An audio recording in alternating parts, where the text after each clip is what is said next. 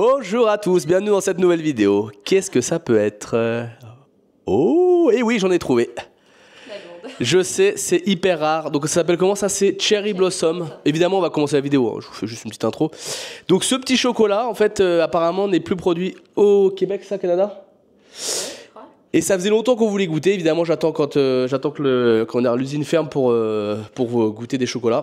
Donc j'en ai trouvé un. Voilà, on va essayer de déguster ça. Non, j'en ai quelques-uns. Elle vous dira ça après. Mais voilà, les enfants, ils voulaient goûter. Dites-nous en commentaire si vous aimez ça. Donc c'est de la cerise. On n'a pas encore goûté. C'est un chocolat avec de la cerise, des cacahuètes et je sais plus quoi. Ouais, je crois que c'est un truc un peu spécial, quoi. Donc voilà. Mais écoutez, je goûterai ça puis je vous dirai ce que j'en pense. En attendant, j'en ai un dans la main. Tu voulais dire quelque chose? Je vais le reposer. Bah, moi je crois que c'était l'équivalent des Mon Chéri en France, mais il n'y a pas de cacahuètes dans les Mon Chéri. Bon, mais dites-nous en commentaire si vous aimez ça. Non, je voulais juste dire qu'effectivement lui quand il entend « Ah c'est fini, ça y est », donc il en a pas acheté un, il en a acheté 9. Et encore il est revenu en me disant « Oui, il en restait 3 dans la boîte, j'aurais dû les prendre. » Du coup on est retourné au magasin, mais ils étaient pris déjà. Donc voilà. Il était triste. Bon allez, on arrête les bêtises parce qu'on a un sujet à vous parler. Et puis je suis en train de parler de chocolat. Je te laisse commencer, c'est toujours bien quand tu fais les intros. Oh merci. Et bienvenue à tous dans cette nouvelle vidéo.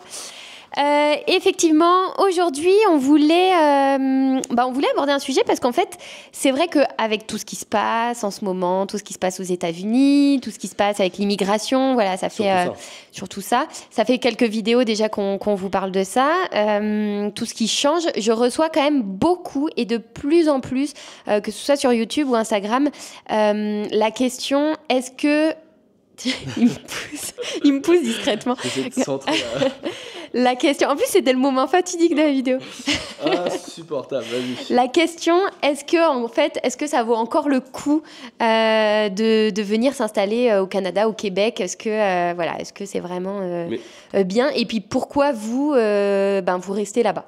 Ouais, concrètement, c'est ça. Mais c'est ça, oui. Et surtout, parce que plus que ça vaut le coup, ça veut dire pour des gens qui ne sont pas arrivés, nous, c'est plutôt pour des gens qui sont sur place. Est-ce que une fois expatriés ou immigrés, comme vous voulez, au Canada, ça vaut le coup de rester? Et est-ce qu'on a envie de rentrer? Voilà, ça. On va répondre à cette question. Donc voilà, l'idée aujourd'hui, c'était de vous dire un petit peu pourquoi on ne rentre pas en France, pourquoi on reste ici à Québec. Et puis, c'est aussi l'occasion, je trouve, de parler un petit peu de manière plus générale justement de l'expatriation, de l'immigration. Voilà, comment on le ressent, ce que ça fait, les différentes phases aussi qu'on a pu avoir. Ça fait maintenant 2 ans et demi. 2 ans et demi, ouais, bientôt 3.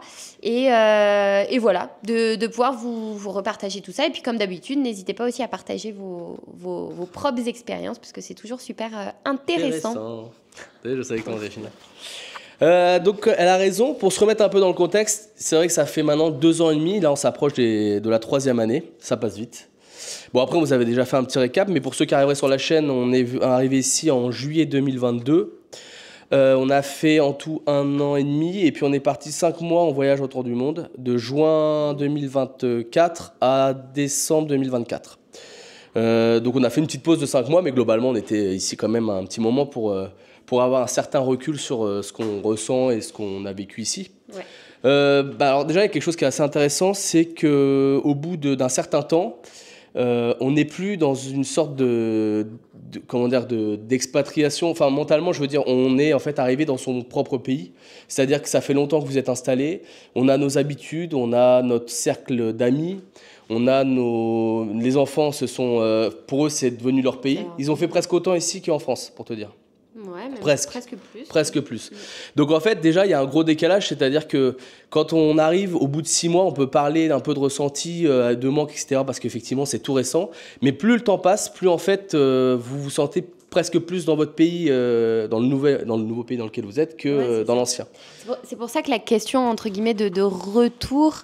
Elle se pose de moins en moins parce que c'est comme si vous étiez dans votre pays puis vous disiez est-ce que je vais repartir dans un autre pays. En gros c'est ça, c'est voilà. Ce que je quitte. Donc effectivement ça veut pas dire que on se dit qu'on vient pas de France, on le sait qu'on vient de France, que voilà c'est. Mais notre vie elle est plus ou moins. Mais maintenant notre vie vraiment notre vie avec nos enfants, leur école, nos travail, tout ça c'est vraiment ici.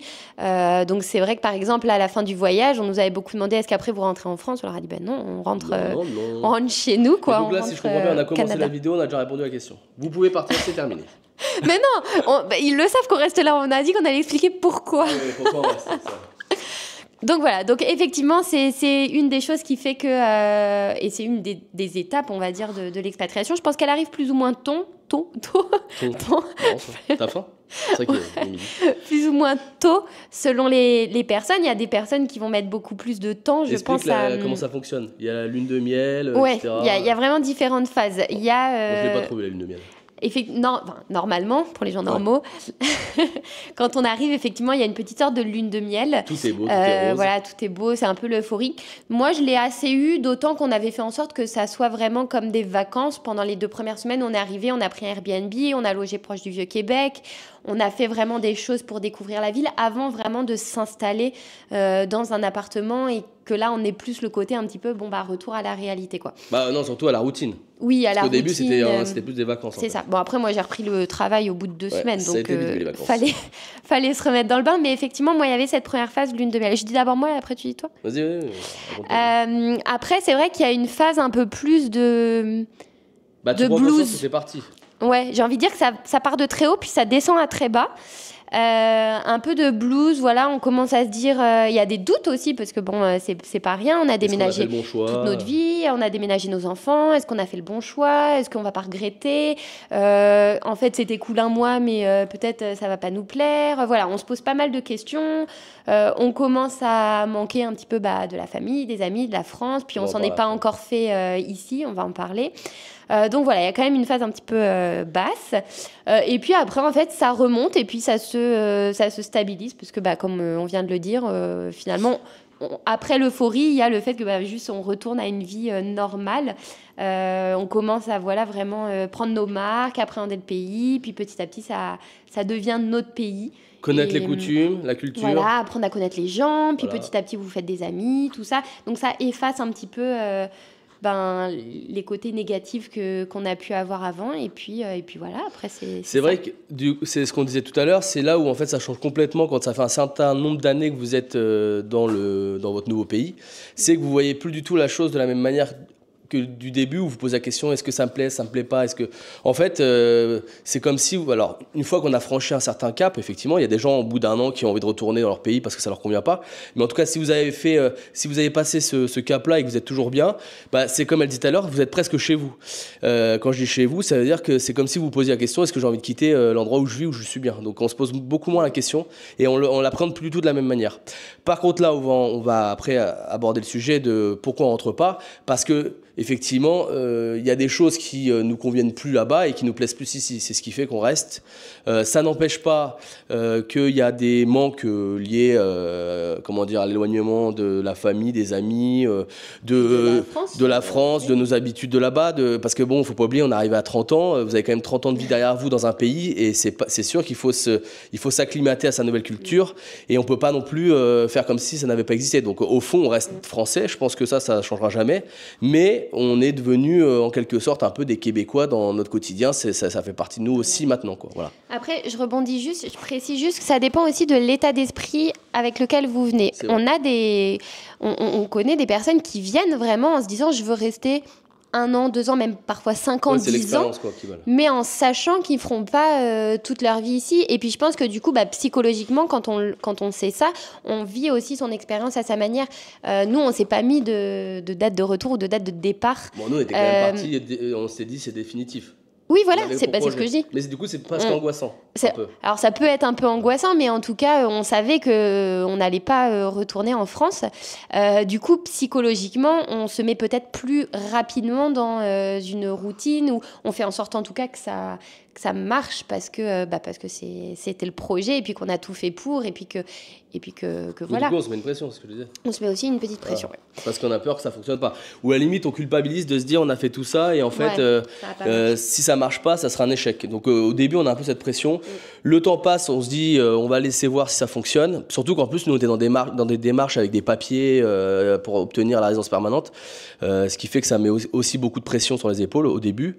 C'est peut-être ça aussi qui fait, je l'ai pas dit tout à l'heure, mais une fois qu'on a la résidence permanente, on voit plus la chose de la même manière. Ouais. Entre guillemets, on a des papiers et donc on n'est plus comme on va dire entre guillemets des jeunes expatriés qui arrivent et qui sont dans toutes ces paperasses, etc., qui génère beaucoup de stress et effectivement dans ces moments-là on se pose beaucoup de questions. Nous on a déjà plus ces questions-là à se poser, donc on est quand même plus léger pour penser à autre chose et en tout cas se concentrer, se projeter, tout à fait. Je vous laisse la parole. On s'égare, mais bon, ils nous connaissent maintenant. Non, en tout cas, c'est bien pour expliquer le contexte. Mais oui, tout à fait. Donc c'est ça. Donc nous, c'était en tout cas l'envie de venir y vivre définitivement. Je disais tout à l'heure, mais pour revenir juste, toi, t'as pas forcément eu la lune de miel au début. Bah, je peux le dire du coup. Bah, du coup, il va le dire. Je te dirais. Elle a dit, je te laisserai parler. Et puis, non, c'est vrai, tout à fait. Non, au début, ce qui est très drôle, c'est que pourtant, moi, j'étais venu en 2000, donc c'était vraiment un rêve. Et en arrivant ici, ça a été l'inverse. J'étais pas du tout à l'aise, j'étais un peu stressé. Voilà. Et en fait, moi, la lune de miel est venue beaucoup plus tard. Presque aujourd'hui, je la vis, on pourrait dire même ça. Voilà, moi, je suis vraiment. Je suis presque depuis un moment, mais je veux dire, je ressens presque ce que j'aurais dû normalement ressentir au début, plus aujourd'hui. Voilà, moi, je suis vraiment bien installé. Je suis très heureux ici, ce qui n'était pas forcément le cas au début. Je me posais beaucoup plus de questions. Après, tu n'avais jamais vécu hors de la France. C'est ça. Ouais, c'était un gros gap, quoi. Ouais. J'avais été en vacances à 50 km de chez moi et là, je traverse l'Atlantique. Forcément, ça calme. Donc, c'est peut-être pour ça, ouais, c'est sûr. Alors qu'elle, c'était une baroudeuse, elle vous a pas tout dit. Allez, non, mais disons que effectivement ça peut jouer parce que j'avais moi déjà vécu cet éloignement pendant 1 an, 2 ans avec la France et du coup ressenti plus ce manque entre guillemets et du coup là je l'ai ressenti plus vite. D'ailleurs, souvent j'ai vu ça dans pas mal de vidéos, on conseille aux gens de venir avant pour voir si ça leur plaît ou pas. Alors nous on n'est pas partisans de ça du tout, mais effectivement chacun, en l'occurrence moi j'étais venu en voyage, mais... Ouais, mais t'avais 12 ans. Oui voilà, donc nous c'était vraiment, on tente l'aventure et puis si ça nous plaît pas on verra. D'un autre côté on l'a vu après en voyage, pour moi faire cette démarche-là, d'y aller avant, c'est un peu s'enlever justement la lune de miel, puisque justement la découverte fait que tout est beau, tout est rose. Si vous avez déjà vécu, même des fois même un mois, en général c'est plus une semaine ou 2 semaines. Nous on avait le sentiment qu'on se serait enlevé en fait le plaisir de la découverte et on l'a vu là en voyageant dans différents pays pendant 5 mois. Ce qui est agréable c'est le tout début quoi, c'est le nouveau et on se disait si jamais on se projetait à vivre dans d'autres pays comme ça on aurait déjà vécu ça, je sais pas. Là ce qui a vraiment été agréable c'était justement tout était nouveau quoi, vraiment on a découvert une nouvelle vie. C'est ça, et puis vraiment, moi je regrette pas du tout. C'est pas un conseil, chacun fait ce qu'il veut. Oui, bien sûr, ça c'est notre. C'est vraiment notre point de vue, mais moi je pense j'aurais été déçue d'arriver. Et puis alors certes, le fait d'apprendre à vivre dans une ville, c'est pas la même chose que de faire les vacances, mais du coup ça nous a vraiment fait 2 étapes. Et je trouve que ça a rythmé un peu notre arrivée. Ça a fait aussi qu'on se lasse pas. Ça a fait aussi un peu de... C'était dynamique. On savait que là on avait ces 2 semaines en mode vacances. On a découvert, on a visité plein de choses qu'il y avait à voir. Puis après on a de nouveau eu une nouvelle euphorie avec maintenant s'installer, s'aménager, vraiment vivre la vie de Québécois. Et voilà. Donc, mais ça dépend. Mais ça dépend des gens, vraiment. Il y a des gens qui ont besoin de voir avant et je comprends. Puis ils vont plus être dans le côté découverte, etc. On va peut-être aborder le sujet maintenant. Pourquoi on rentre pas du coup? Maintenant qu'on explique. Pourquoi on rentre pas effectivement? Alors, on a parlé du manque. Du coup, je peux. Vas-y. Ah, tu voulais parler de Non, vas-y. De manière générale, pourquoi on rentre pas?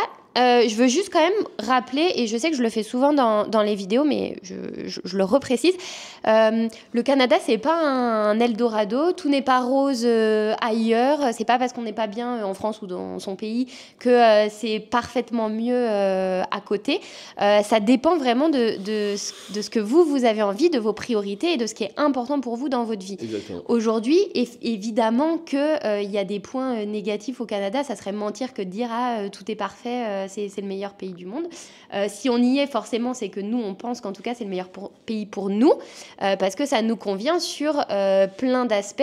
Il y a évidemment des choses qui nous manquent, tu vas en parler après, mais en tout cas, sur les choses qui étaient importantes pour nous, c'est ici qu'on s'y retrouve le plus, là où ça ne nous convenait plus en France.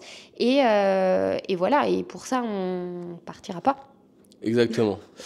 Oui, et après, tu parlais tu parlais d'aborder le sujet un peu du manque de famille, etc. Parce qu'effectivement, avant de se dire qu'on n'y retourne pas, il y a ce point-là.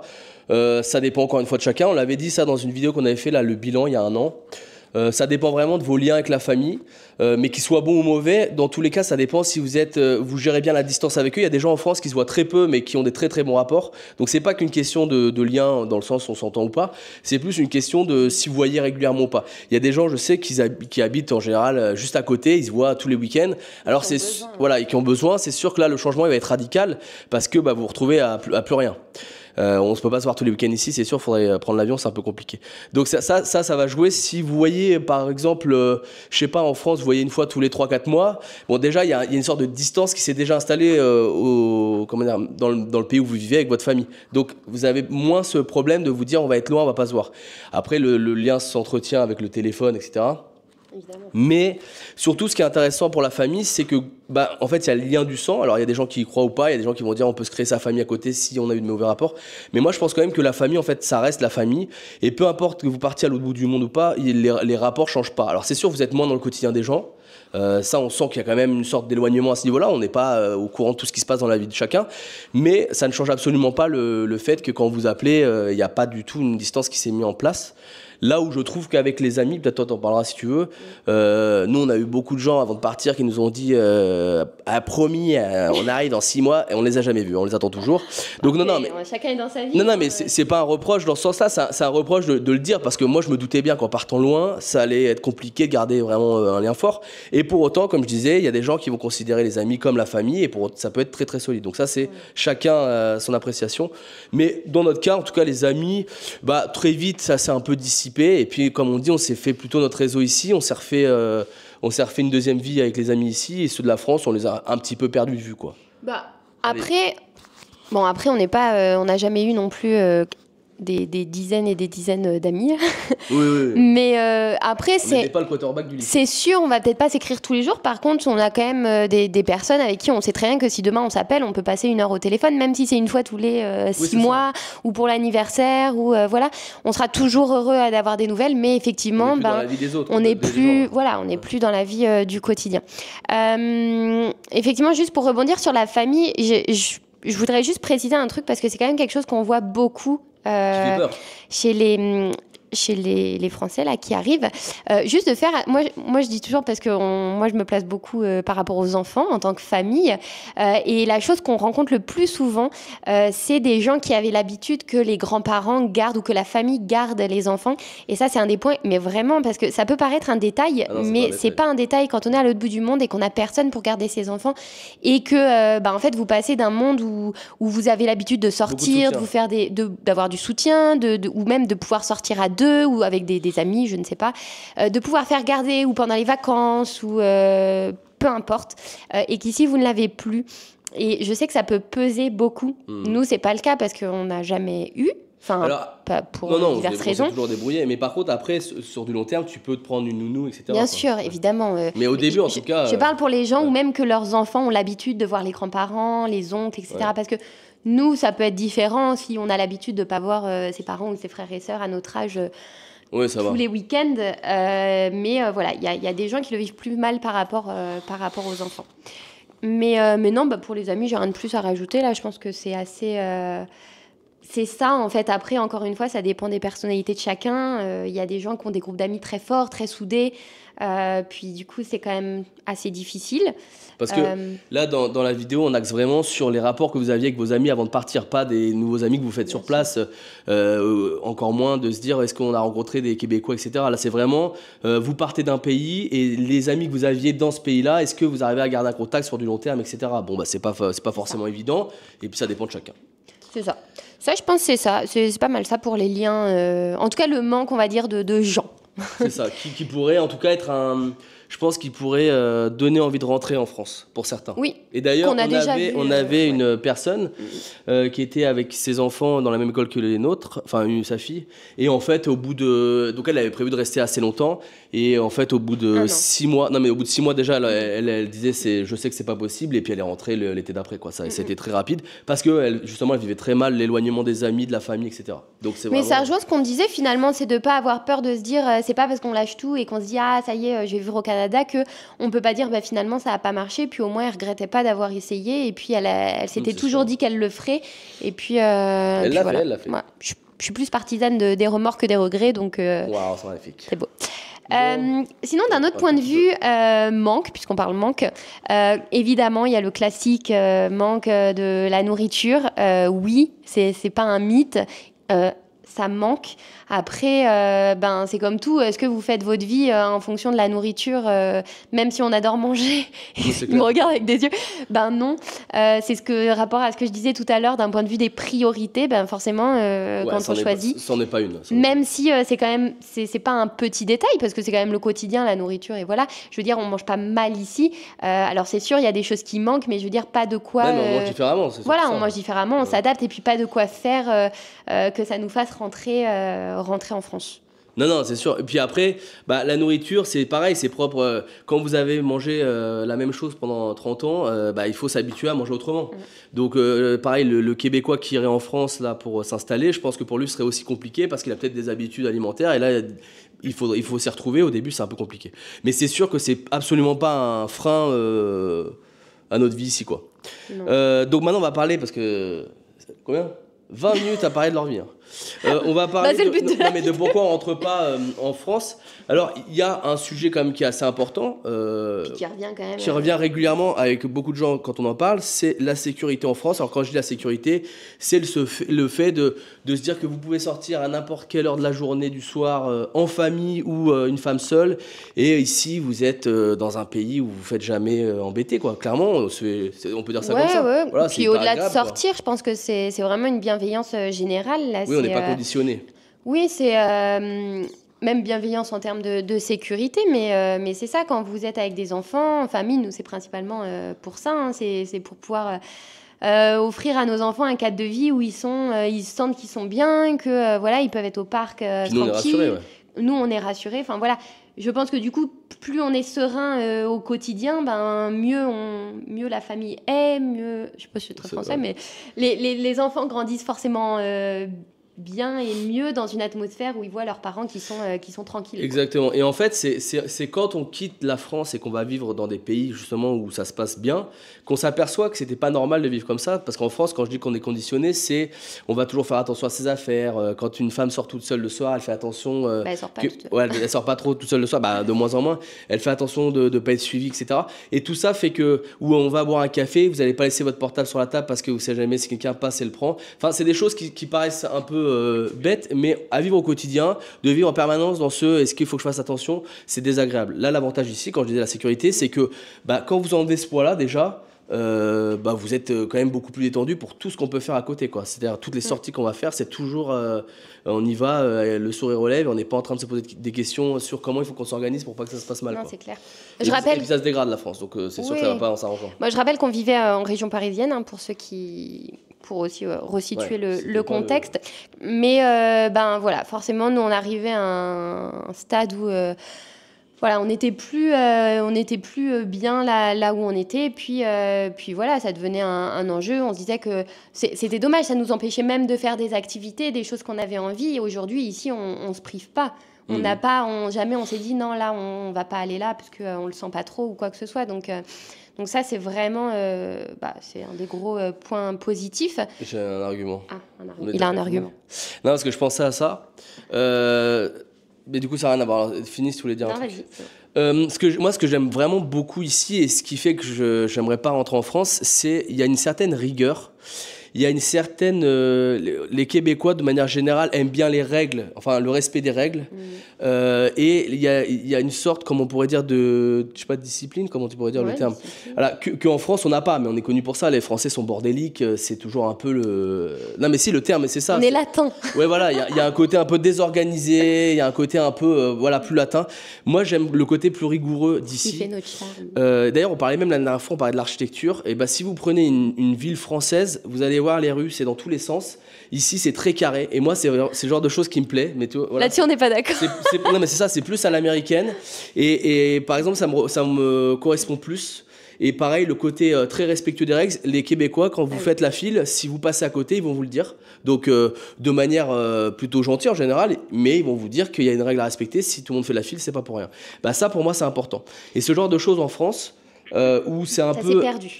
Bah oui, bah, je sais pas si ça existait, moi j'ai jamais trop connu, mais c'est un peu chacun fait ce qu'il veut, machin, et en fait on pense pas vraiment au groupe. Le fait de pas penser au groupe et de penser d'abord à soi, bah, je trouve que ça met un peu de désordre. Voilà, donc ça j'aime bien ici. Donc c'est ce qui me manque pas en France. Voilà. Ça, non, moi j'aime l'architecture un peu comme le Vieux-Québec là. C'est beau. Mais par contre, oui, j'aime ce côté, effectivement, de toute façon, c'est comme ça. Quand les règles sont respectées, c'est ce qui fait que tout fonctionne bien. Et c'est ce qui fait qu'il y a cette harmonie. Cette harmonie, voilà, je trouvais plus mes mots. Non, on parlait de bienveillance tout à l'heure et je pensais aussi, c'est vrai qu'ici, toujours un peu dans la bienveillance, il y a quand même beaucoup moins de jugement. C'est quand même, c'est quelque chose qui revient assez souvent. C'est vrai. Mais c'est pas un cliché, voilà. Il y a beaucoup moins de... on se sent moins ou à la limite, jugé. on le sait pas. Ou on le sait pas, en tout cas. C'est mieux. Que ce soit sur la tenue que vous portez, la coupe de cheveux, la couleur de cheveux... la couleur de vos vêtements, je sais pas, votre façon d'être, de s'exprimer, même de pouvoir s'exprimer. De pouvoir s'exprimer, ouais, on va en reparler. Mais c'est ça, il y a quand même, on est beaucoup moins dans le jugement et mine de rien, ça enlève quand même quelque chose.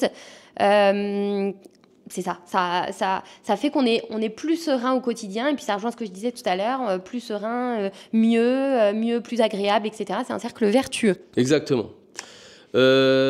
Et donc, en parlant de ça, on parlait justement du fait de pouvoir s'exprimer librement. S'exprimer, ouais. Et je trouve qu'ici, en tout cas, on le sent. Ouais. En termes de liberté d'expression... de tout. De tout, voilà. Oui. Mais bon, c'était... C'était ça le sujet. C'est toi qui... Non, mais oui. Tu voulais aborder Non, mais on voulait aborder ce sujet-là. Mais oui, effectivement, il y a quand même... Il y a plus d'ouverture. Bah oui, ça rejoint ce principe qui est moins de jugement par rapport à ce que vous pensez, à vos opinions. Même si ça n'empêche pas les gens de penser ce qu'ils veulent, c'est ça. Mais effectivement, nous, Français, on est connus pour être un peu plus dans la confrontation ou l'attaque, ce qu'ici, il n'y a pas. D'ailleurs, c'est ça qui est drôle, c'est qu'on a le sentiment qu'en France, on est dans le débat et on discute et chacun peut s'exprimer.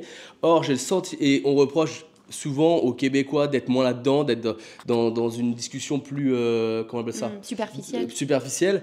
Or, en fait, je m'aperçois avec le temps que c'est totalement faux et qu'on peut justement discuter. Le Québécois ne vous jugera pas, vous pouvez avoir votre opinion. Il peut penser ce qu'il veut. Alors qu'en France, on a le sentiment que si vous exprimez vos idées, ou en tout cas vos opinions, ça rentre toujours dans une sorte de gros conflit. Voilà. Ça, c'est assez désagréable, je trouve. Ouais. Non mais oui, non mais je suis d'accord. Non mais en plus la liberté d'expression c'est un gros sujet en ce moment en France là. Bah oui. Un peu partout, Oui, non mais je veux dire avec l'actualité tout ça. Mais voilà. Okay. J'avais un autre point, je l'ai oublié. T'avais autre chose à dire ? Non, je crois que c'était ça.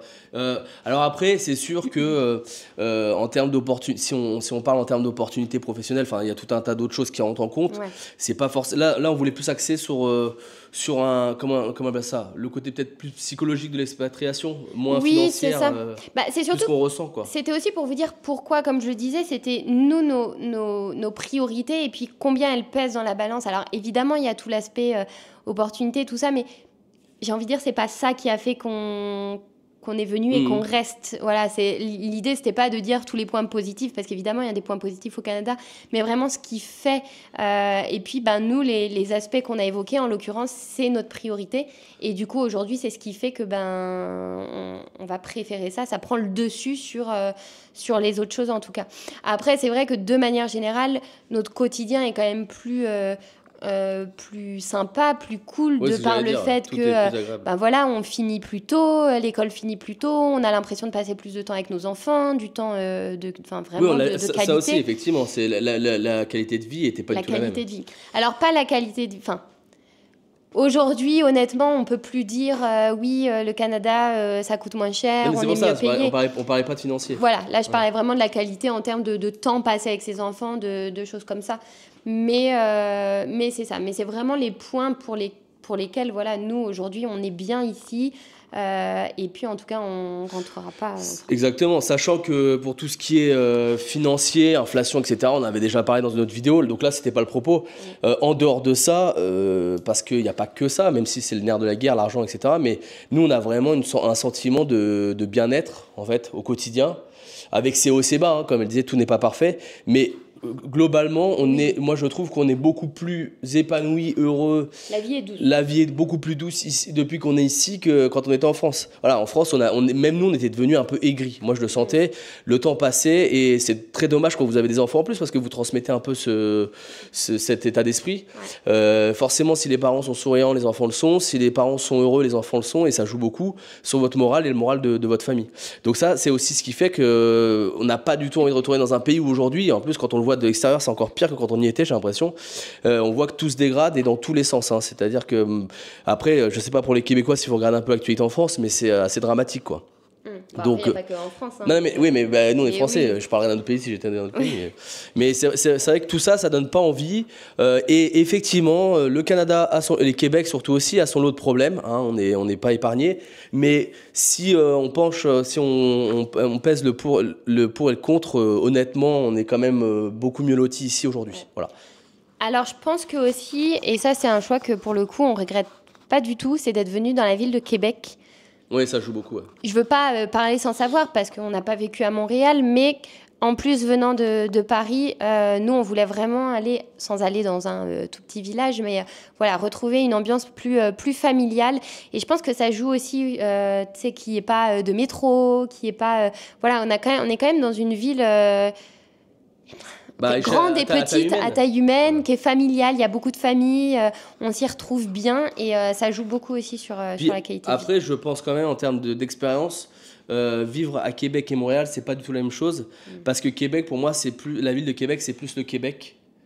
Montréal, on sait aujourd'hui que c'est devenu plus une ville... ça s'anglophonise. Ouais, non, mais en dehors de ça, la culture là-bas se perd un peu. Ouais. Voilà. Bon, après, c'est ce qu'on entend, hein. Évidemment, comme on n'y est pas, dites-nous en commentaire si c'est vrai. Mais on a l'impression qu'à Montréal, ça s'est un peu perdu. Alors, or ici, j'ai le sentiment que la culture québécoise, etc., est encore bien marquée. Nous, on le voit, hein, quand on va faire des matchs de hockey, etc., il y a du monde, quoi. C'est pas une légende. Après, par contre, on a très hâte de pouvoir... passer des week-ends, découvrir Montréal, ça a l'air magnifique. Il y a l'air de... Ouais. Bah, on a fait d'autres choses.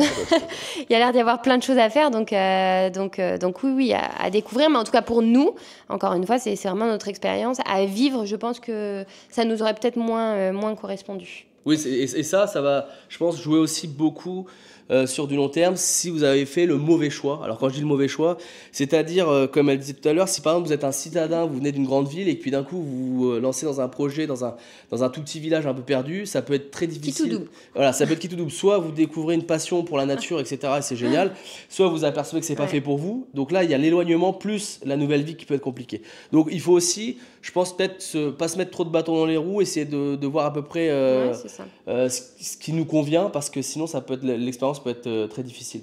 Mais voilà. Mais c'est ça, c'était pour résumer un petit peu, parce que voilà, encore une fois, avec tout ce qui se passe en ce moment, je crois que ça n'a jamais quand même autant bougé que dans ces derniers mois. Il y a quand même t'entends des gens qui, au-delà des visas qui sont pas renouvelés, des gens qui veulent repartir. Il y a beaucoup de gens qui disent ça y est, moi je repars, voilà, soit parce que effectivement les histoires de visa d'immigration, soit liées à d'autres choses, que ce soit, on en a déjà parlé, les taxes, etc.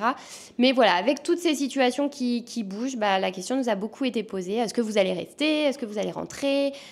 Pourquoi? Etc. Donc je trouvais ça sympa de vous faire un petit point, et puis aussi pouvoir avoir vos retours. Si vous êtes expatrié, comment vous le vivez? Est-ce que vous pensez la même chose? Pas? Et puis, comme tu as dit, si vous êtes québécois, plutôt d'un point de vue, justement, des yeux externes, ce que vous pensez de tout ça. Et oui, et puis c'est ce qu'on dit pour finir, c'est que au bout d'un moment, on est presque plus devenu québécois que français, en tout cas dans notre vie, et la question se pose plus du tout en fait à l'heure actuelle. Alors après, dans l'avenir, on sait jamais de quoi est fait l'avenir. Moi, pour l'instant, ça se pose pas, et toi? Non, pour l'instant, ça serait un peu contradictoire avec tout ce que je viens de dire.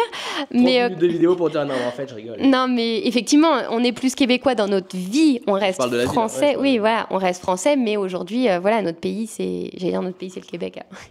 J'avoue, oui, c'est un pays, c'est le Canada, c'est le Québec. Et voilà, en tout cas, aujourd'hui, on se voit pas du tout rentrer en France. Donc, les Québécois, vous nous avez encore sur le dos un long moment. Voilà. Ouais, c'est ça. Vous n'allez pas vous débarrasser de nous. Voilà. Je vais dire un truc, mais rien à voir. T'as autre Vas-y. chose à dire sur le sujet de la Non, vidéo? ça va, le sujet est terminé. Tu peux. Bon, bah, parfait. tu peux y Je voulais juste vous dire, je sais pas si vous avez vu, on a un nouveau setup. Non, on s'est mis à un nouvel endroit parce que ça y est, on a sorti un peu de déco des cartons après 3 ans. aller. Qui était chez nous, en Ouais. France. La carte du Canada, c'est cette carte, c'était bah ouais, quand on a commencé notre projet de vouloir venir, voilà, on a mis cette carte dans notre salon en France, puis voilà, on la voyait tous les jours, donc tous les jours on avait l'objectif. Et aujourd'hui, elle est posée dans notre salon. C'est mais ça. au Canada. Et c'est marrant parce qu'on n'avait pas, attention, tu tapes le. Ah oui. On n'avait pas eu l'occasion de ressortir cette déco pourtant depuis 2 ans et demi là. Mais là, du coup, c'est chouette. Ouais. On est content. Elle est pas mal. Et donc voilà, on s'est dit que ça ferait un beau décor pour la vidéo, accompagné de notre flouflou national. Regardez, il a eu un super Je cadeau. vais bouger un peu la caméra. Donc là, il a eu un arbre à chat. Attends. Un bel arbre à chat. Et t'as montré ta petite lampe là? Parce que la dernière fois, t'avais pas montré que t'étais en train de la monter. Regardez. La fameuse lampe qu'on a achetée à Ikea. C'est vraiment. On a beaucoup de goût. Hein. Et alors, regardez, j'ai fait une autre. Une autre affaire. Tiens, je te laisse tourner parce qu'en fait, c'est sur le. Ah oui, c'est ça. J'ai fait une autre acquisition, une autre trouvaille. Regardez, je trouve ça trop bien. Donc, c'est un petit banc de lecture en fait pour les enfants. Donc, c'est un meuble, ils peuvent à la fois ranger leurs livres. Et tu peux ouvrir présentateur les tiroirs, s'il te plaît. Tadada. Il y a quand même pas mal de rangements. Hein. On a mis beaucoup de livres. Ouais. Ouais, c'est hyper pratique. Et ça leur fait une petite banquette en même temps. Donc, je trouvais ça trop sympa. Donc, bien sûr, à agrémenter de petits coussins, de petites lampiotes, tout ça, quoi. On va Voilà. faire la petite déco. Voilà, on est en plein dans la déco en ce moment. Vous voyez, nos projets ont changé maintenant. C'est décoration. Déco et trouver des cherry blossoms. Oui, j'en ai quelques-uns. Bah, d'ailleurs, j'ai vu que ça se revendait à 125 $ sur internet. Hein. Bah, c'est pour ça que t'en as acheté 9. Non, mais moi je compte pas les vendre, moi je trouve ça marrant de les avoir. Ah, Puis on va en goûter un. Ça nous sert à quoi d'en avoir 9? Je sais pas, c'est psychologique. C'est leur héritage. Voilà, c'est leur héritage des blossoms.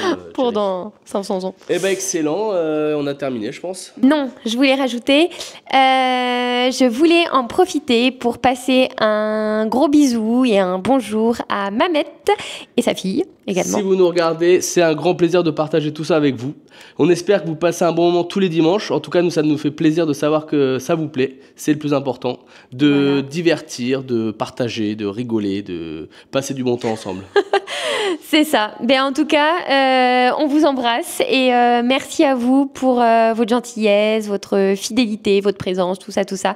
Ça nous fait super plaisir à chaque fois. Donc, c'est avec grand plaisir qu'on vous fait un gros bisou. Voilà. Puis j'en profite. C'est ça, on a terminé. Je rebondis là-dessus pour vous remercier vous aussi pour vos présences, vos likes, vos commentaires, vos abonnements. C'est des petits gestes pour vous, mais pour nous, ça veut dire beaucoup. Un petit pas pour vous, mais un grand pas pour nous. Voilà, exactement. Non, c'est quand même important. C'est important pour nous. Et puis, ça nous encourage. Et puis voilà. Je dois me taire, c'est ça? Oui, voilà. Et donc en commentaire, dites-nous si vous avez ce que vous ressentez en tant qu'expatrié, si vous êtes à Québec, Montréal, ailleurs au Québec ou au Canada. Et puis pour les Québécois, dites-nous ce que vous pensez des maudits français, si jamais vous avez un avis. Bon, je rigole, bien sûr, je rigole. Bon. Écoutez, on se retrouve la semaine prochaine pour une prochaine vidéo. Oui, bien sûr, tous les dimanches. D'ici là, Prenez soin de vous. et ciao!